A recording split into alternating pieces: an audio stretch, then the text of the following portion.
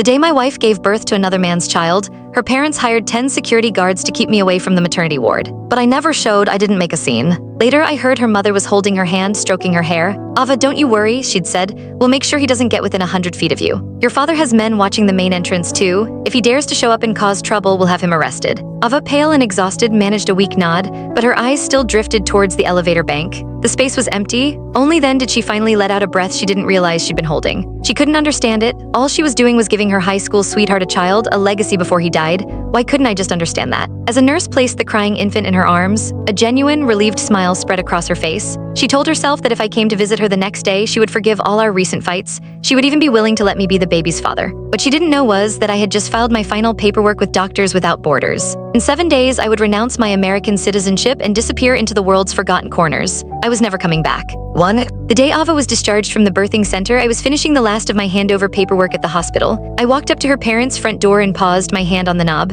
Laughter spilled from inside. "He's such a beautiful baby," her mother cooed. "Those big eyes, he got them from his father, that's for sure." Leo emerged from the kitchen holding a steaming bowl of homemade chicken soup. "I made this myself," he said, his voice a gentle hum. "You're still weak, you need to build up your strength." He sat on the edge of the bed, feeding Ava spoonful by spoonful with a tenderness that screamed of domestic bliss. They looked like a perfect family. Her father, shaking a baby rattle, was grinning from ear to ear. "This little guy is just so charming, just like his dad. Thank God he's not Ethan." Can you imagine? Having a doctor for a father would be a nightmare, all work and no play. My hand tightened on the doorknob until my knuckles were white. I remembered the first time I met her father. He'd clapped me on the shoulder, beaming. "A doctor, saving lives, it's an honor to have you in the family." He told me he'd been a surgeon himself, forced into early retirement by a violent patient who'd ruined the nerves in his hand. Now he was saying a doctor wasn't fit to have a family. I had been away for a 1-year fellowship. In that single year, this home had become a place where I no longer belonged. I lowered my head, a bitter taste filling my mouth. Ava and I had been married for 3 years. She told me she was staunchly child-free, and I understood the risks of childbirth, the 9 circles of hell ordeal it can be for a woman. I never pushed her. I remember the day I left for my fellowship abroad. She cried, her eyes red-rimmed, telling me she couldn't bear to be without me.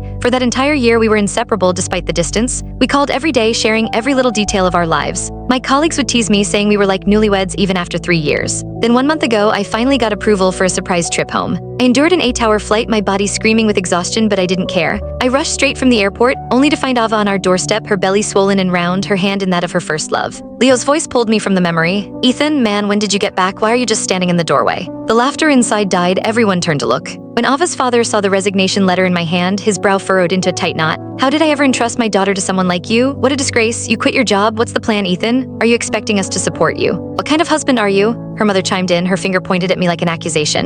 "You quit? That job was a golden ticket and you couldn't even handle that. What can you do? Ava's recovering, the baby needs things, money, Ethan, or do you expect the 3 of you to live on?" Click the link on the homepage to watch the full follow-up for free.